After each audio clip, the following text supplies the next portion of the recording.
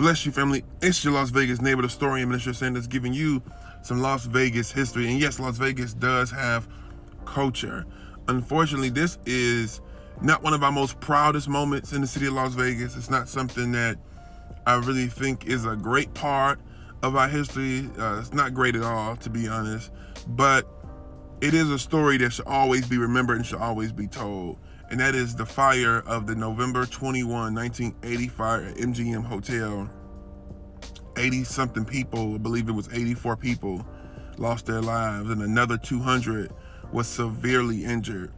You know, this was something that nobody really expected, but based upon what I do know, it was unfortunately bound to happen at some point. So during the early days of some of the older hotels, and even though the MGM was built in 1973, the type of codes that was put in place where this hotel was allowed to not have, sprinklers, not allowed to not have certain fire extinguishers and things like that, not allowed to have fire alarm systems. The things we have today, the things we probably take for granted, some of the earlier hotels, 70s and up, specifically the MGM at that time, did not have some of these things. So because the hotel was not up to code compared to other hotels in other cities, when this fire broke out, they say that it was actually worse. In a lot of ways, it could have been preventable if there was a sprinkler system, if there was, smoke detectors and things of that nature.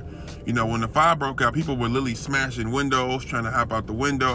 All type of things to avoid this fire. And unfortunately, 84 people lost their lives. Even firefighters, were even injured trying to rescue people. So again, this is a sad day in our history, but it was a story I found interesting that I wanted to make sure we remember. Yesterday was the anniversary of it, November 21st. So again, I wanted to make sure that we never forget this tragic story.